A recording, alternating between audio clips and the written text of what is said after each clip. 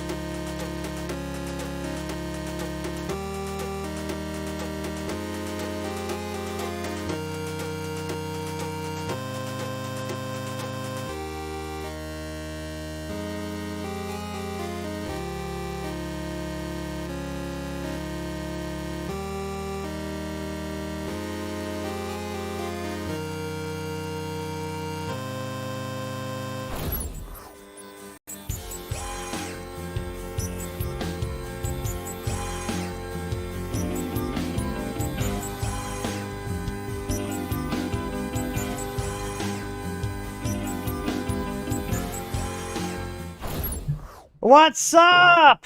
I'm actually pretty excited to be doing this printer because the Ender 2, the original one, the original Ender 2, was probably one of my favorite printers that Creality came out with because I like tiny little printers. So we're going to go ahead and do the unboxing. If you guys are new and you haven't seen how we do the videos here, is we will take it apart, we'll go through everything that's in the box, we will build it, we will then do a test print, typically with the built-in SD card with whatever they pre-slice, and then we'll go in and we'll start tearing everything down, and I'm going to check like how the I'm going to check how the wiring is, if they're tinning the wires, which they probably are. If the wires are not tinned, I will go get a shot of some strong whiskey and I'll take it on stream if they didn't tin the wires. But yeah, so do a teardown, just kind of evaluate what it is. I have no idea what board is in this thing. A Creality rep reached out to me on Skype because I do have a Skype account that I use for communicating literally just with overseas suppliers and sellers. and they're like, hey, they're coming out with the Ender 2 Pro. Here's a picture. I was like, I'm interested. So I paid, I think the retail on this is going to be like $160. I paid $160 for it, and I paid $190 to ship it here, DHL. I think I'm one of the first people to have it. I haven't seen, has anybody seen any other videos from anybody with the Ender 2 Pro? I have had it sitting here for a little bit, but I don't think I've seen anybody else. I should probably search. Let's see, Ender 2 Pro. Oh, I see one. It's like a Chinese one. Like there's a Creality after sale. I don't see any reviews. So yeah, no, I paid for expedited shipping. So because I wanted to get it before everybody else. Now it does seem to have, from the pictures, it does seem to have 128/64 LCD, which you guys know I like, which means firmware should be pretty straightforward if it's a board that's already supported. So the rep I was talking to was like, it could come with an 8-bit board, but it could also come with a 32-bit board, and she tossed some numbers out, so we're just going to open it up and see. Yeah, so I should probably, now that I think about it, I probably should have put my wireless mic on, because everybody yells and screams at me about the audio if I'm using this and I'm moving around working on a printer. So let me get that, and this will be the first printer video with the new table. My new sexy U-line table.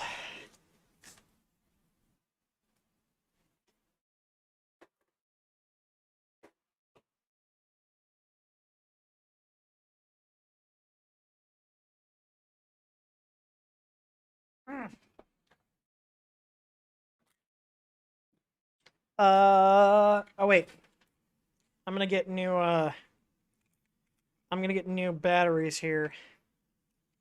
Because this thing tends to phantom drain, like the batteries, and I have a little charger here with some AA's and AAA's on here. Let's see.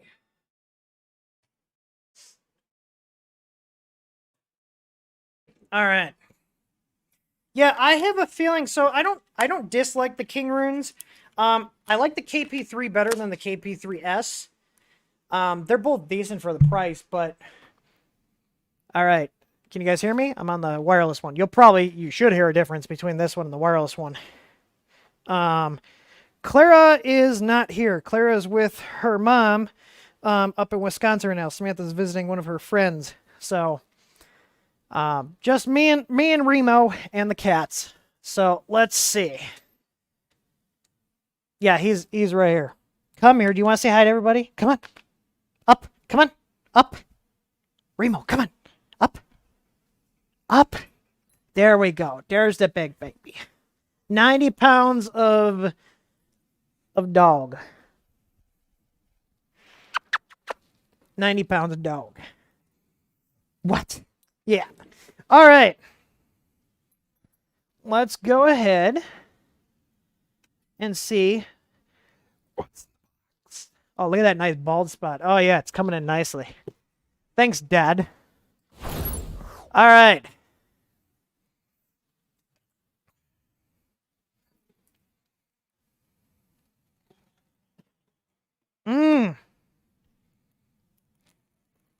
Nice and fresh. You think they use enough tape on it? Now, I do not open the printers before they show up on the stream because I don't want anybody being like, he sabotaged it. So, there you guys see here. Creality Ender 2 Pro. And they are still... they still have not fixed this typo. It's still there. It's 2020 or 2021, and it's still there. Get a Keep sponsorship? Hey, I'll sell out. I still got Maw going. I'm still a Maw affiliate, which I actually have some right here. I actually cut all of the nicotine out of my vape, just in case someone was wondering. So I've been drinking more caffeine. I don't think this says if it's 0 or not. Oh yeah, it does. Look at that. No nicotine. I tapered off of that about 3 weeks ago. I still like it just because it keeps my hands busy. So, but yeah. All right. Yeah, this we're not going to use this. Standard Creality fare. We'll go through this package here. Keeps as a sponsor so I can get it as well. All right. We got a Creality warranty card. 1 year limited warranty and 3 months limited part warranty for vulnerable parts, nozzle, belt, glass. No warranty for product gifts, storage card, card reader, wrench, pliers, scrapers, knife. I mean, that's fair. That's fair, I feel. All right. We're going to take all this out. I did get the correct power plug. Although this feels a little light. I'm gonna test to see. You know, I keep forgetting to test to make sure the ground pins are actually intact between this end and the other end. Because I have gotten printers where the ground actually isn't even connected. There's a pin there. And this looks like it's their standard LCD. Just in a case. So this is probably their standard 128/64. There's probably 2 other headers under here, unless I just didn't populate them. This is probably their standard screen. This does feel really nice. The button feels really nice. Oh, wait, I'm going to save that for once it's built. All right. Let's see. It's got a handle. I totally forgot about that. It's got a little tiny handle. Let's see. Okay, this is connected. Oh, no. Oh, there's like parts in here. Some little cute wheels. Little cute wheels.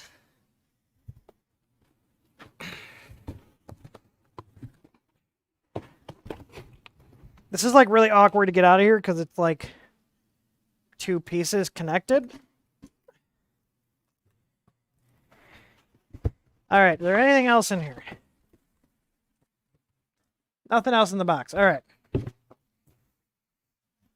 Put that back in there.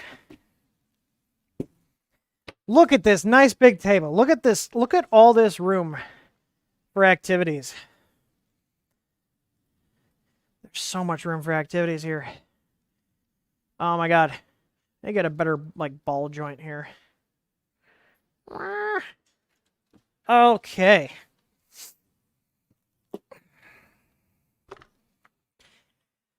All right, so this is interesting. So it looks like it's the standard Creality hot end. It's just a silver heatsink. We got a 40mm fan in here for the like the cold end heatsink fan. The layer fan is actually not even centered in here. Do you guys see this? At least this one has a layer fan. The first Ender 2 did not actually have a layer fan. Do you guys see this? A little bit of an oversight there. I don't think it'll matter that much. Those fans don't move that much air, but come on. Like, it's kind of how you doing. Standard fare for motors. Gates power grip belts, so decent belts. That's good. Your standard Creality end stop switches, nothing special. My question is, well, we'll take it apart later.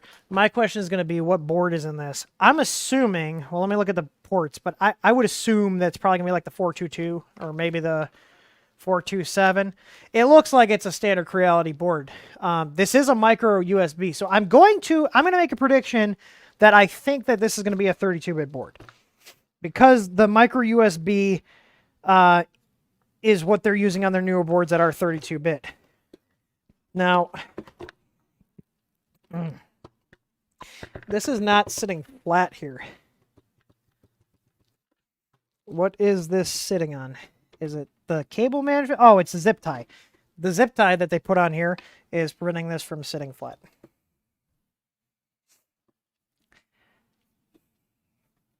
Come on. Yeah, I'm going to have to put that other... I'm going to have to put a new zip tie on there. All right. Let's go through the manual. Okay. I'm assuming it's going to be a pretty quick assembly, which is why I committed to doing this. We're going to run through this real quick. So we're going to bolt the top on, which we figured as much. It looks like there's two screws that go into the front right here. You guys see that? 2 screws that go into there. is putting the screws in a separate step. It is. Look at that. Okay, so there's 2 in the front and 2 in the back. You guys see that? 2 in the front, or 2 in the bottom, 2 in the front. And then we've got the spool holder that bolts on with 1 bolt. Kind of like very CR6-esque. And then we put the handle on. We connect and make sure all the connections are made for the motors and the end stop switches. And they do tell you to look at, well, so here's the thing. Are you guys going to realize, because they don't show here, they show the power supply switch here, okay? And I know what this means. That means to check it for 115 or 230. But do you guys think, because there's no directions telling you to check it, do you think your average person or somebody who would be buying this would be either getting it for a second printer or more likely somebody getting a cheap printer for the first printer? They're not going to know why this is pictured here. Do you know what I mean? So I'm just being honest. I'm not trying to be overly critical, but you know, knowing how users are, yeah, they really should call that out, because they're not going to know. Because here's the thing, from a customer service standpoint, if you're not calling out, being like, hey, you need to, this is a voltage switch and you need to set this to the voltage that your country's in, this could create customer service issues, because if it's set to 230, and we're not on 230 here in the US, the printer's not going to work correctly. So, yeah. But, all right. So let's go ahead and get this built. This should hopefully be a pretty quick build. Man, you guys that don't remember the days when an ANET A8 was like the only viable cheap printer, you guys have no idea how easy you fucking have it. Like there were no printers that go together with like, what, 10 screws? Like, how many screws is like 10? Like, this is a relatively new thing. I'm just looking to see. So 2 M4x16s, those are the ones that go in the front, and then 2 M5x45s, those are the ones that go up through the bottom. So M5x45, so they actually are labeled. I do like this. And M4x16s, and they're labeled.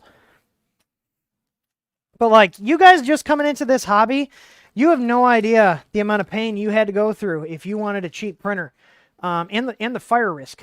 So I would like to think that I've directly made an impact on these Chinese companies enabling thermal runaway protection to prevent fires. I feel like I was the one that made a lot of noise about that with the source code and shit. So I just want to do what's right.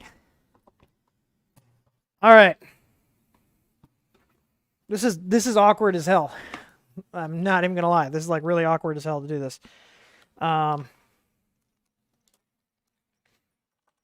Pixamillion i3 was a complete kit. I actually had bought one of those, and my buddy Dane has it. Like, we upgraded the shit out of it. That was a pile. That printer was a pile stock. It was real bad. There's still a slight fire risk on certain brands, but I feel like the majority of them, and we will test it on here. I always like testing it. Sometimes I do forget, but 9 times out of 10, I usually will remember to check for thermal runaway. We will make sure I don't forget, you guys. I'm relying on chat, okay? I'm relying on chat to remind me to test thermal runaway. So if we get to a point where I haven't tested it, like basically before I open up the bottom, if I haven't tested it, you know, be annoying in chat and be like, Tim, you got to test thermal runaway. So I will try to make a note, but there are no promises. So I need your help. I need you. Only you can help prevent printer fires. All right. So we're going to put the 2 M4x16s in the front here.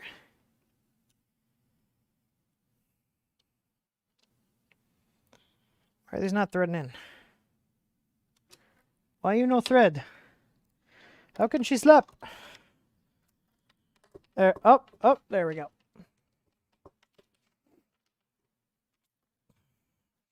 I should have grabbed, you know what? I'm going to grab my toolkit. Which you can get in the th3dstore.com. Boom. Look at that product placement. Buy my shit. And this stream will continue right after a message from your boy, Raid Shadow Legends. I'm just kidding. Although I did get a pop-up in Streamlabs OBS when I started this stream saying that you can partner with Raid Shadow Legends. I was love when that pops up. I think it's was it Count Dankula? He's just like, he's sponsored by them and he just plays it up. He memes it, and it's great. It's like I can't even get mad, you know, because he's like, it's your boy, Raid Shadow Legends, for this video sponsor.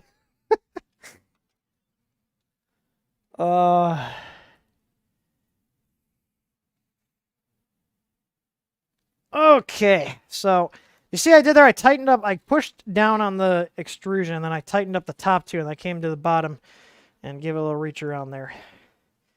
So they're nice and tight. All right, I'm going to plug the Z motor in. I'm going to plug the Z end stop in.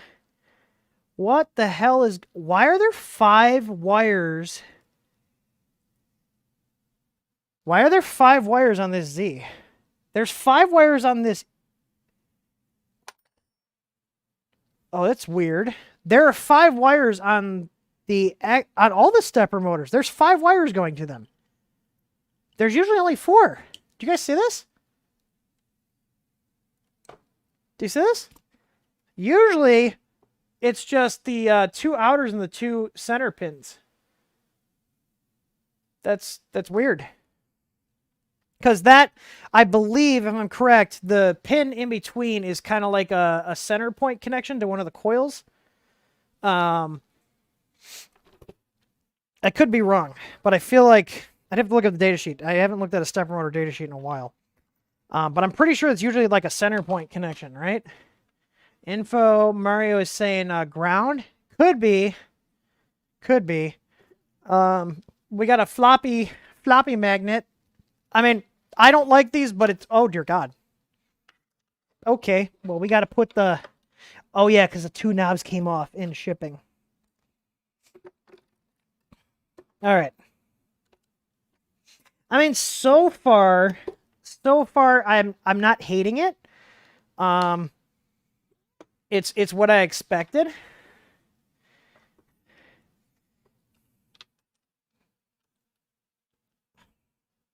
A little knobbies on here.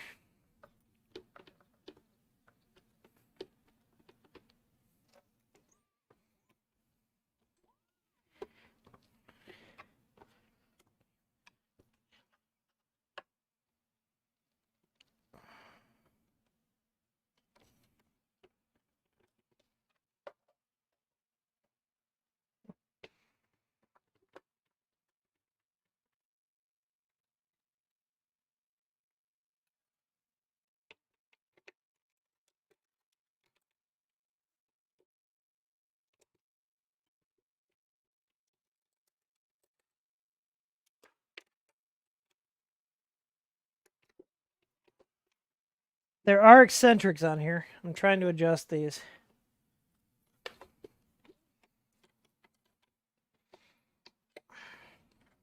Go lay down. We're not going to the area out there and playing with a certain round thing. It's also raining, so no.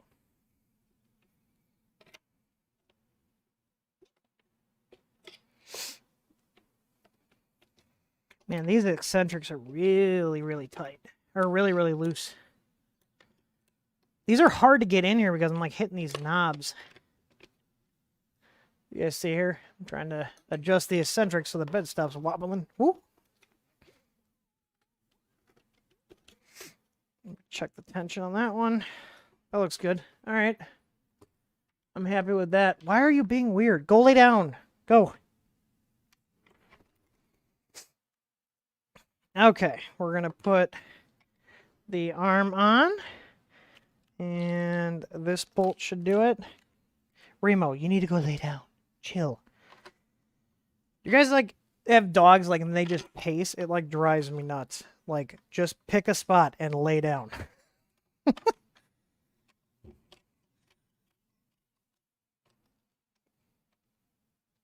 Okay.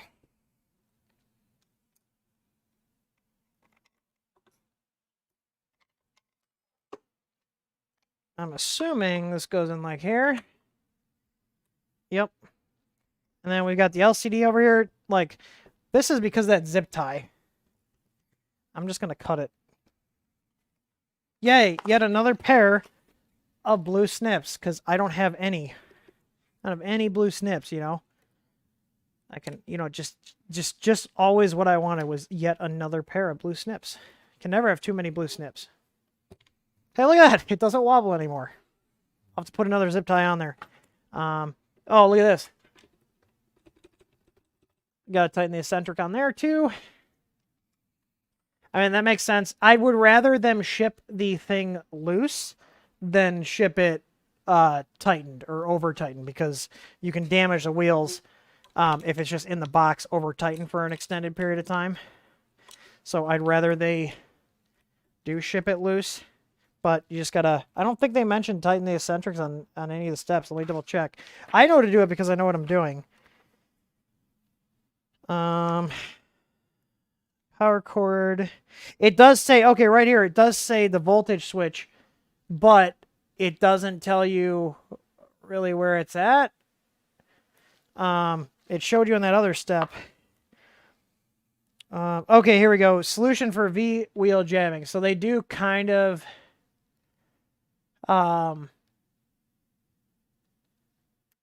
yeah, this really doesn't give it... Make it...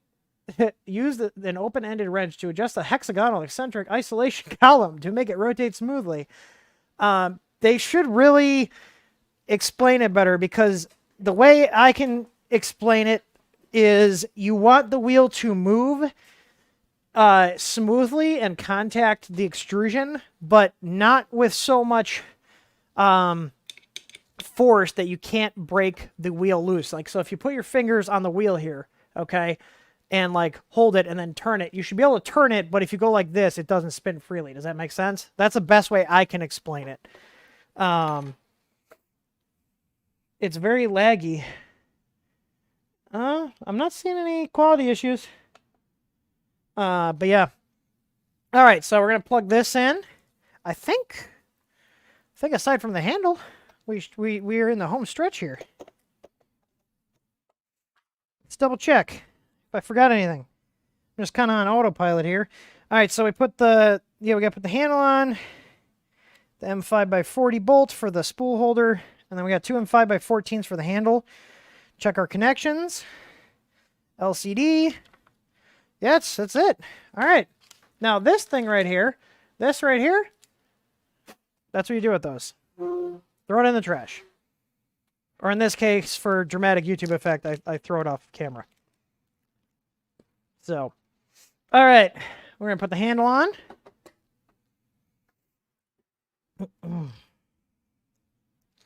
I don't know if Justin is watching, but I will be seeing Justin tomorrow. He's coming to pick up some resin printers that I just want to dump. So those will finally be gone.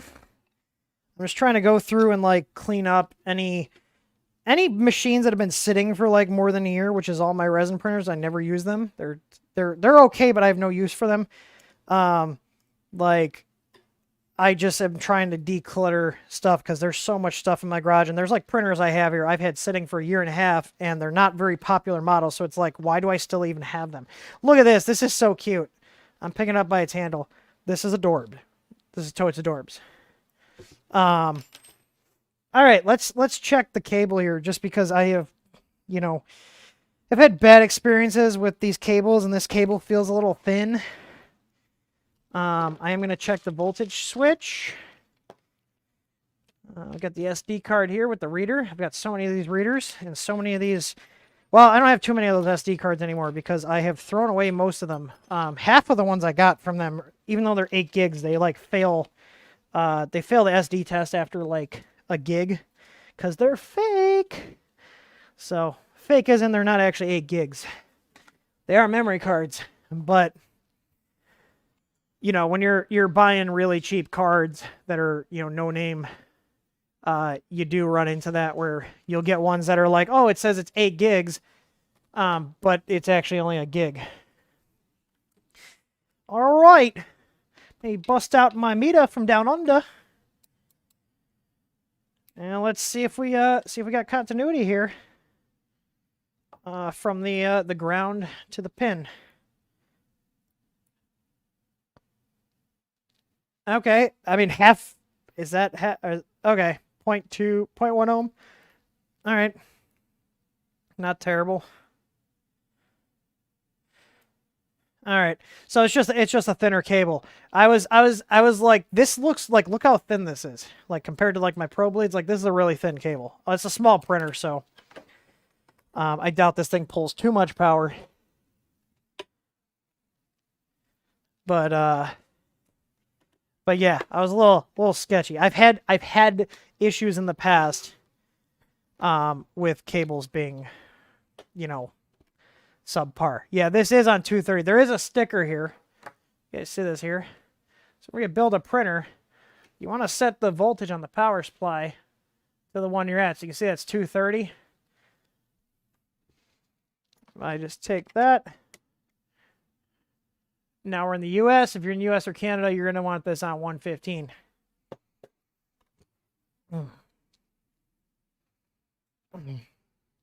USPS is here picking up packages, so he is boofing. All right. Ender. 2.0.6.0. Okay. Come on.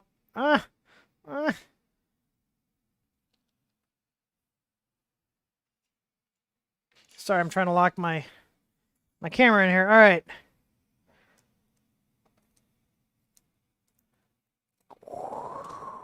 There it is. That's the money shot right there. What size power supply? I have no idea. I'm assuming it's a smaller one. Okay, so I'm going to put the card in.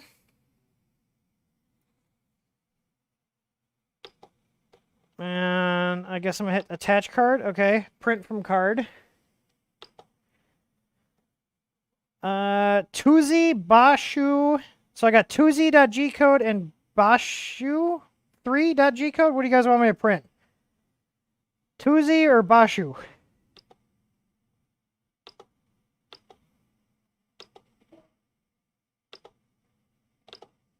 I'm going to go ahead and preheat this and load some plastic.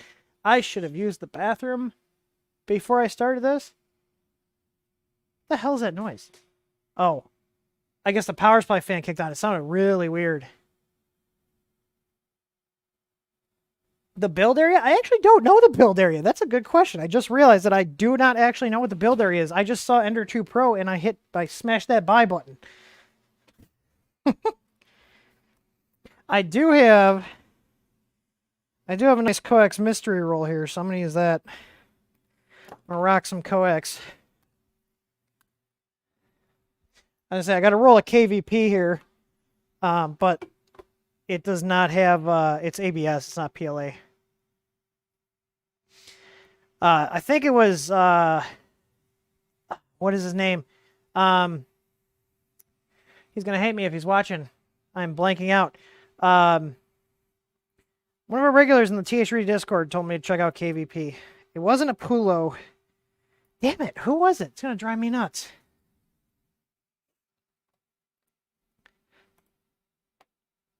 Oh no, it was a Pulo. Yeah, he told me to check it out, so I did. All right, we're at 150 on the hot end. Are we doing Tuzi or the other one? Yeah, there's no wheel on the extruder.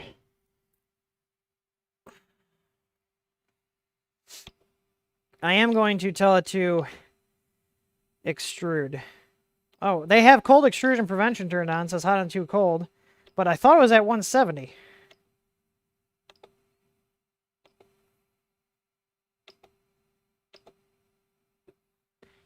Okay, there it goes. They must have it at like 180 or something.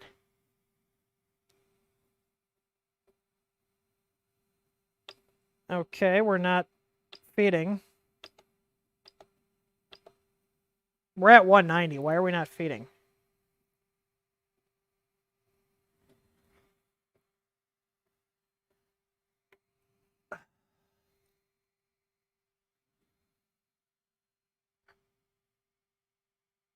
are we feeding now? Did we just get hung up in the hot end somewhere? This thing is very loud, I will say that. It's a very loud printer. The bed's hot. Why is this not... Oh, it must got hung up somewhere. Okay. I was like, you gotta be kidding me. I do not want to be taking a hot end apart. I wanted a nice, relaxing, easy stream. Can I get that? Or is the universe going to hate me even more than it already does right now? Alright, I'm going to bump the temp up because Coax likes to print hot. I'm going to do like 225 here. And I'm going to level the bed. I'm going to home all. So it's going to purge out a little bit. I told it to extrude some. And then I'll do I'll home it all. I'll do a... I'll home it all, and then I'll do a manual bed level. So all the eccentrics are good. Why is the motor locked? I did not move Y, but the motor is locked. All right. We do have tensioners here, which I do like. I do like these tensioners. These are nice touches. I think this is a pro model because they just re-released the Ender. They're reusing the Ender name. Which is going to even be more confusing for people that have the original Ender 2 or they're looking for stuff for the Ender 2 because now there's Ender 2 and the Ender 2 Pro. And, like, there's the Ender 3 and the Ender 3 Pro, and they were basically the same printer with some, like, slight differences. But this is an entirely different machine, so it's even more confusing. But we know Creality likes confusing their customers by not being consistent with their model names. So, yeah, there's that. Let's see here. I think I can level. Do they have a bed level assistant here? I have not manually leveled a bed in a while. There's no... It does have... There's power outage resume on here.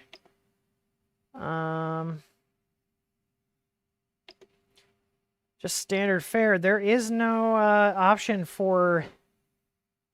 Not that I can see. Usually be under motion. I don't see anything for level bed. Unless I'm blind. No. The firmware is dated July 28th, 2021. Alright, so I guess what I'm going to do is I'm just going to home this all one more time. And we're going to have to do this absolutely manually. So that's a poor decision to not have Marlin's built-in, like, corner leveling. As an option for this one. Doesn't make any sense. Because they absolutely could put it on this printer. So, alright. Take one of my business cards here.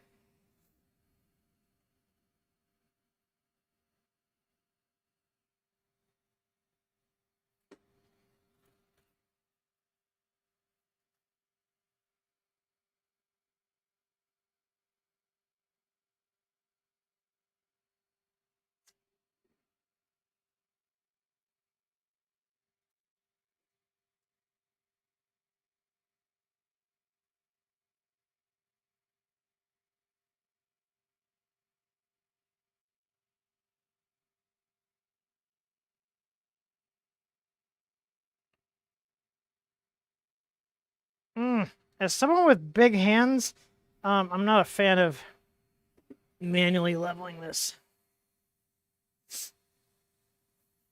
Okay. I may actually have to go take an intermission, because I don't think I'm going to make it much longer without using the restroom. Not TMI, I'm just being honest with you guys. You know what I might do is I might just get this going with a test print, and then I'll dip out then. How's that? All right. I'm going to go ahead and print from card, and I think we did Tuesday. Let's see what Tuesday is. Go ahead. I'm going to hit print. Bed cooling. Okay. What is it going to set the hot end to?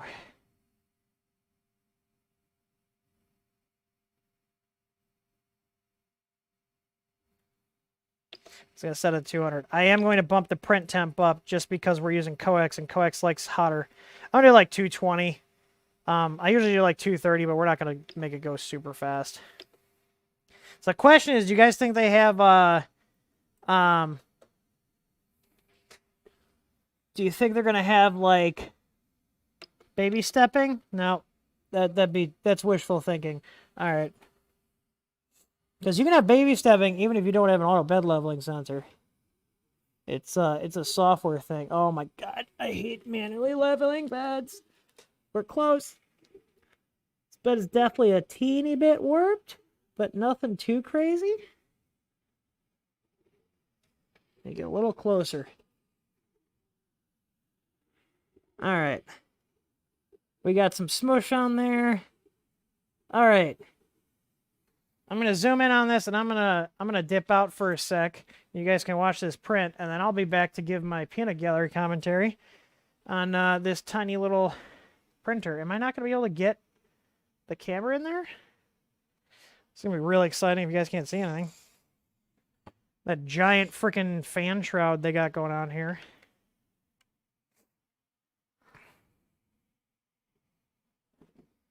Yeah, I cannot get that in there.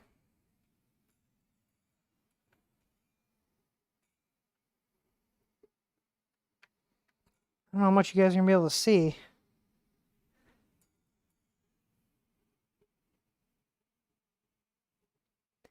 That shroud is just like in the way, which I don't like. I don't like when the companies have these giant shrouds, and especially as a new user trying to level your bed or make adjustments to like your starting point for your print, like I was doing, like when I was adjusting the knobs, is like really hard if you can't see what you're doing. Like this is really down in there.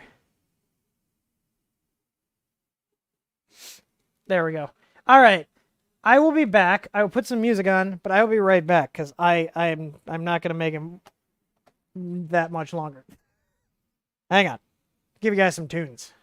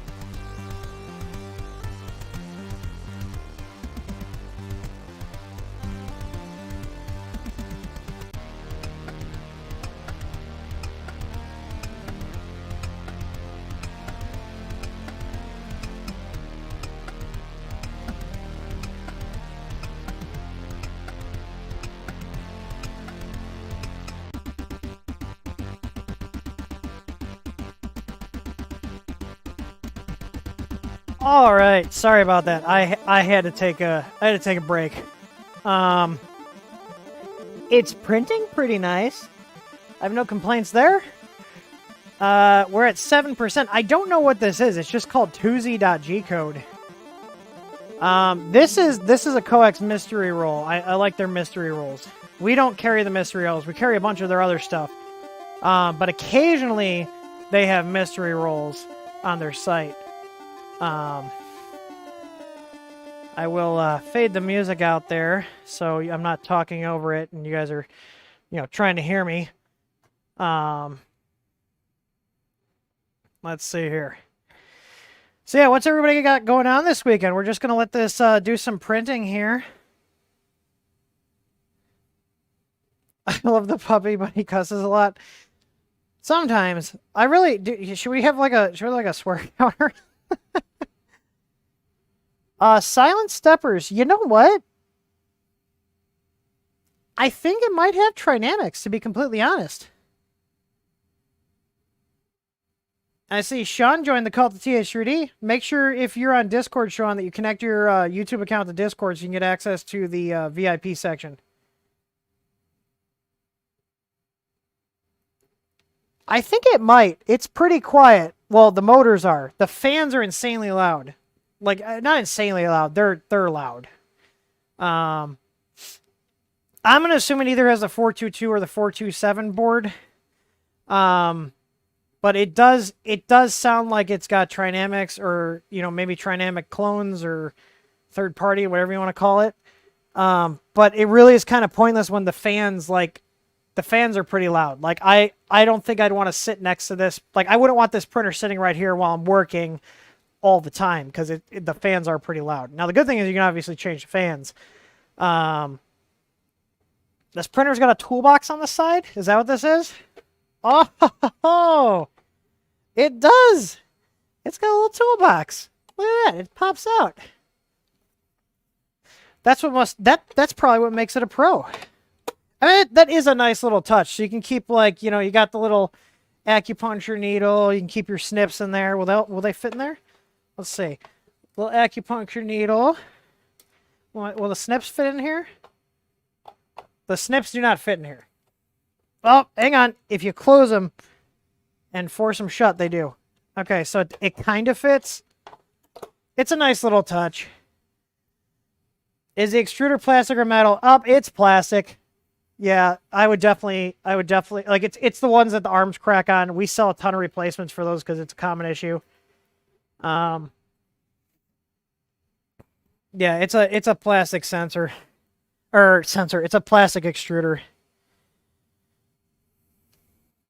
I'm going to try to bump the feed rate up a little bit because I want to get into, like, I don't want this to be a super long stream. We're coming up on an hour. But I want to see if it starts under extruding. It looks to be printing pretty good. But yeah, it has, it's got your standard plastic extruder. You guys can see right there. Plastique. Plastique. Not metal. Yeah, you would think it would have metal if they're calling it a Pro, but I think they're just using Pro as an excuse to reuse the Ender 2 name. You know what I mean? Yeah, I mean, maybe they want to... I mean, we sell upgrade extruders. I mean, it's good for us because we sell metal versions of that. They're like $20 and they work well and they won't break like that, like these. The common issue with these plastic ones is the arms crack. And when the arms crack, it's not obvious because it usually cracks on the underside. So what happens is you start getting under extrusion because the tension from the spring is not getting applied to the filament. So when it's being fed in, it's not being fed in consistently and you start getting under extrusion. Whereas if it was a metal extruder, it doesn't, like that doesn't happen because it's metal. It's not, the arm's not going to crack.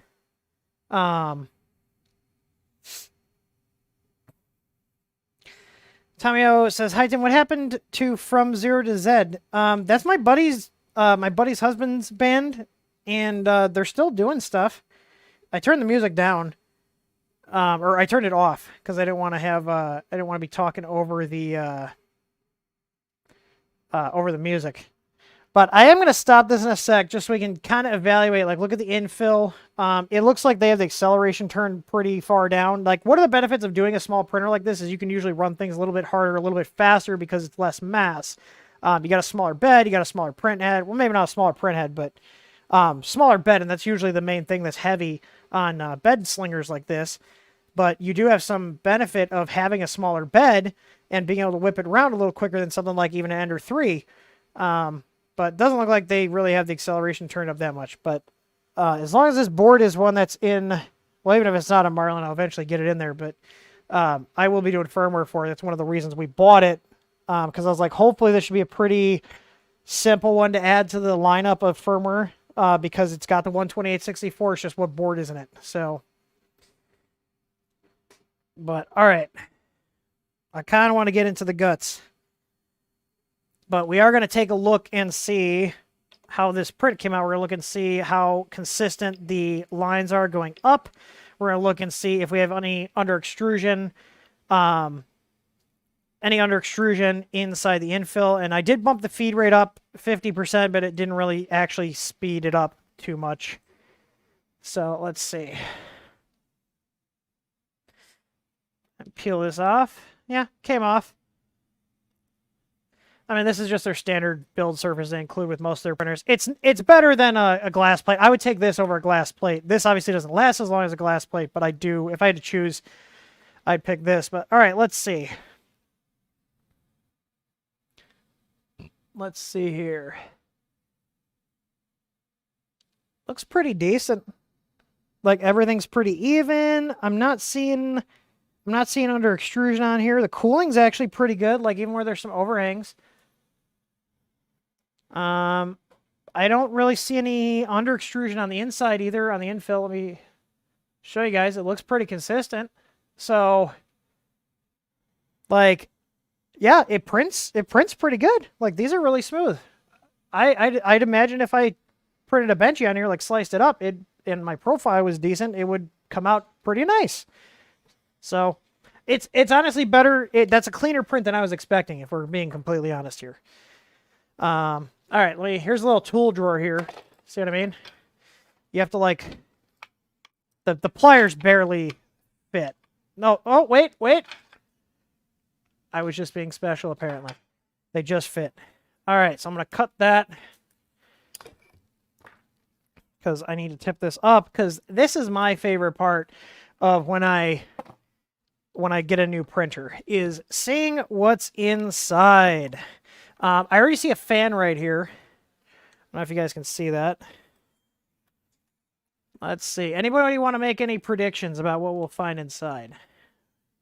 Anybody? All right. Well, you know what? Before I can check for thermal runaway, I gotta go in here and I'm gonna disconnect the heater. Who is pinging me?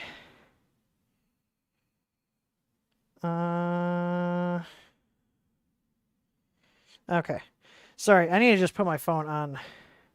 I'll turn my phone off. All right. So we're gonna go in here. We're gonna disconnect one of the power wires going to the hot end, and then we will tell it to heat. Now, what that'll do is that will command it to turn on, and what should happen is if thermal runaway is set up correctly and enabled in the firmware, after a minute or two, depending on what the settings are, it should then halt the printer and display an alert saying that there's a thermal runaway on the hot end. And we can also test the bed. So I'll disconnect both of them and I'll heat them one at a time and see if there's protection. Now the bed, depending on their firmware, I know on my firmware, I set the bed's, timeout to a couple of minutes just so there's not false positives. Especially on bigger beds. Assuming this is how it comes off of there. They put screws under the feet. I don't like that. I'm assuming there's one. Yep. I was like, I felt them. So they're going to know if you open this up. I need one of those shirts that say I avoid warranties.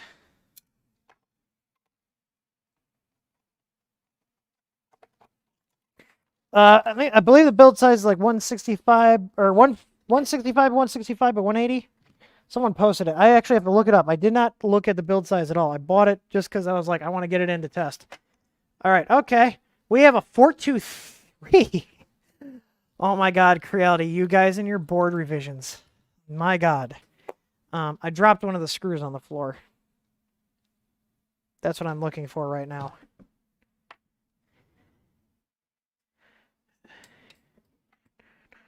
Yeah, I don't know. All right, let's take a look at this. Is this just like a... let me get a close-up myself before I bring you guys in. So it does look like the 422. It looks like it's... might be Trinamic drivers. We got like a grounding strap here, so I guess that's good to see. Like an actual earth ground going to the PCB. That's weird. We've got STM32 F103 RET6, which is what's on the 422 and the 427. So this should be pretty straightforward to get in Marlin if it's not already in there. I mean, nothing really to write home about. Even though it has, I'm pretty sure it's got Trinamics, it's got potentiometers on here. So, as you can see there, it's an actual STM chip. No GD shenanigans. This looks like a header for like breaking the USB port off to another header. I would assume that's what it is because there's 4 pins there. It's right by the USB. But, I mean, here, we can see what, let's see if I can get one of these heat sinks off. It's going to come? No. I don't want to get too rough with it. But, yeah, we got a little fuse here. I mean, pretty standard fare. This looks like the 422, the 427. What I still don't understand, Creality, is why do we have so many boards? Why do we have so many different board revisions? We've got a 431 in the Ender 6. We got a 423 in the Ender 2 Pro. We've got a 422 in the Ender 3. We sell a 427. Why not use one board for all of these? Like, these look like they're the same screw holes, too. So, like, why are... Why are you guys, like, making all these board revisions? It doesn't make any sense. All right, tinned wires, yes or no? I'm going to say yes. And I would be right. Tinned wires cause fires. And that's not just my opinion, that is fact. All right. Let's go ahead and disconnect one of the heater lines here, which those are also 10, but it's a heater line. They don't draw that many amps. So by disconnecting one of these, okay, that's going to make the heater not heat. The funny thing is, this is probably ample size for the wiring. This is some weird PSU. The PSU is actually part of this chassis. Like this is the power supply right here. It's definitely not a mean wheel, but like the power supply is part of the printer's base. Like the actual case. So this might be a custom job or like at least a custom casing around an existing power supply. This is definitely a cost-cutting thing. So the only thing I don't like about this, now think about this, is now this is a proprietary power supply. Like, because this is the PSU. You know, you could gut it and like run another power supply alongside, but like looking at this now, I didn't even realize that. I thought maybe they had a regular power supply inside here, but this is the power supply. So this is like, I don't know if this is specific to the Ender 2, but I haven't seen one that's like this. There's no markings on it. I'll have to take this apart off camera here because I don't entirely see how they have this mounted on here.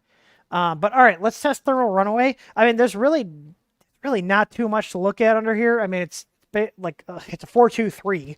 Why do you guys have a 423? I don't know, because you guys want to sell yet another board and confuse people again.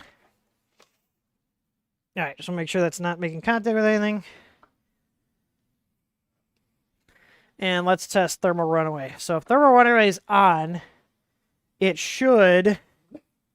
Remo, stop. There's nothing there. It should throw an error. So I'm going to tell it to go in heat. And you'll see here, it's just going to stay at the temperature. So because that wire is disconnected, it's not going to heat. It should just start dropping because we're at 44 right now. Now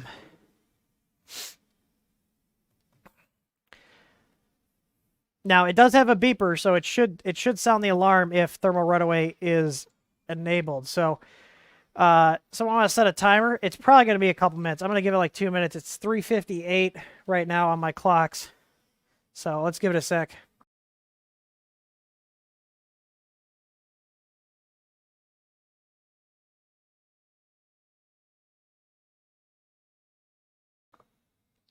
Oh, there we go. Okay, so we do have thermal runaway protection. All right, let's go ahead and test the bed. I would expect we'd have thermal runaway protection because Creality has been pretty good about that. Bed wires are also tinned.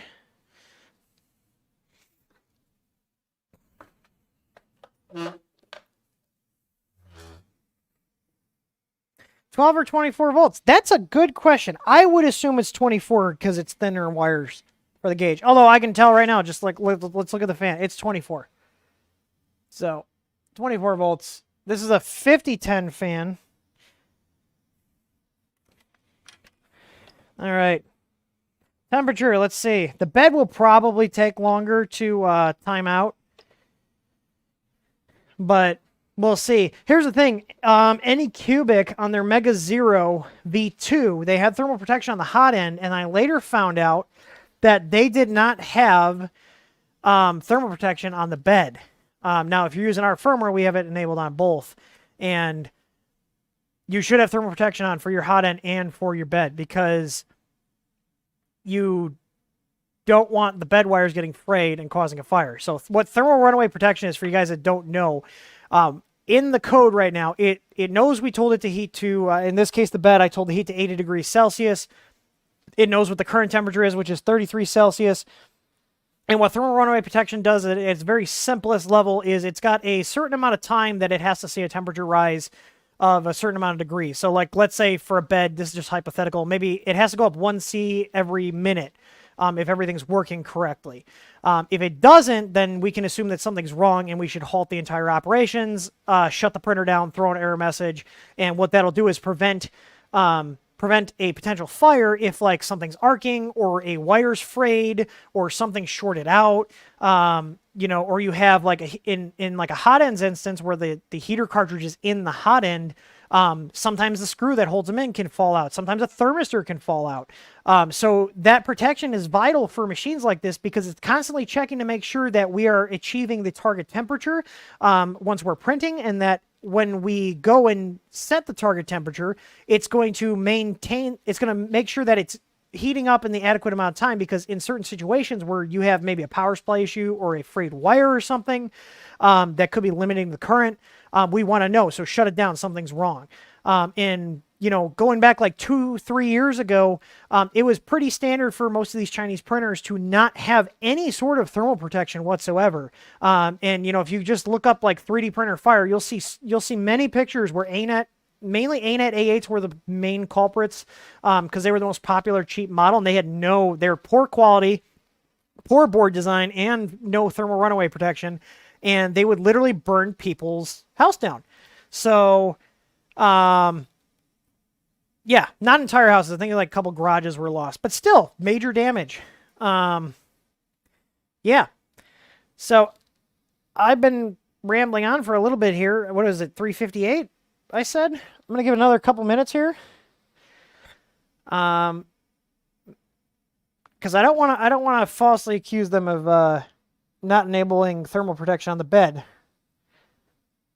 So I want to give it a sec. It's not unheard of, and like I said, even on our firmware, I have our bed thermal runaway protection period set pretty high because on certain larger printers, their beds just take long to heat, and if you set that too aggressively, it will false trigger, indicating there's an issue when it's just a bed that takes a while to heat up. Let's go through chat. Oh, there we go. I don't know when it did it because it's not beeping. I don't know if they disabled the beeper, but when I get firmware for this, it'll scream at you if there's an issue. So they do have thermal protection on the bed and the hot end. So kudos to you, Creality, for getting basic stuff correct. I really do appreciate it, even though I sound kind of facetious here. All in all, here's the thing. I did not realize when I bought that that the power supply is going to be this proprietary thing. So I will take this power supply apart. I will take pictures of it and I will make a post on our website so people have that information. The reason it's concerning to me is if the power supply dies and it's hard to get a replacement, it's hard to get a replacement. Yeah, you can't. You probably could swap a Meanwhile onto here, but I'm going to take it apart, and I don't. If it was clear to me how it attaches, I would do it right now, but I don't feel like doing it. I don't want to be working too late. I see Dimitri, hey, you're streaming. I thought it's family time. It's only 4 o'clock here. My goal is to not be working after 5. So, but Samantha's out of town anyways, but I'm still trying to keep to my new schedule, whether she's here or not. So, all in all, I think for the price point, it's not bad. I want to, like, how do I check the grounding on here too? I guess I could go to the chassis. Let me check that real quick, because it just occurred to me. Let's see. Go to one of the screws on the chassis here. See, the thing is, I got to get through this coating on the power supply. I'm reading like 12 ohms on there. Let me see if I can get to a better place, because there's like 14 ohms. All right, hang on. Let me like actually scratch away this coating and see if this is properly grounded. Okay, so let me get, shouldn't have shut this off.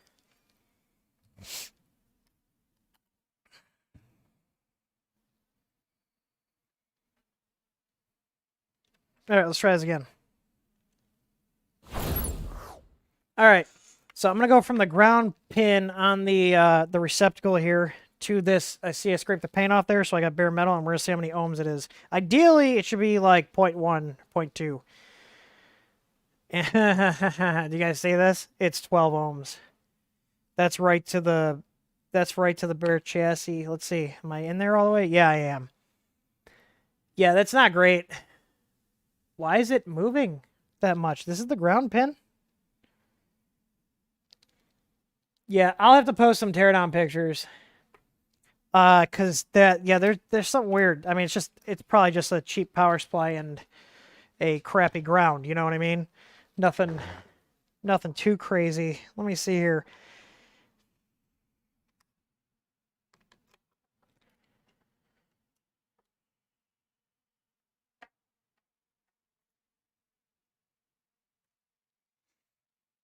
Does this come out? It does. Not very far. That's about all I'm getting. Yeah, I'll have to. I don't see how to take this apart right away, so, and I am not up for having any brain power left today. It's been a long day. So,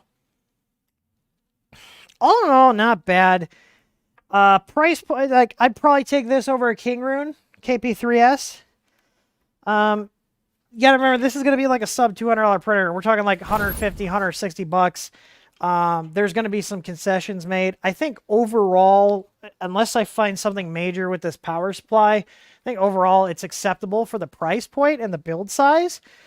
KP3S or Ender 2 Pro. Right now, I'd probably go with the I'd probably go with the Ender 2 Pro, to be completely honest.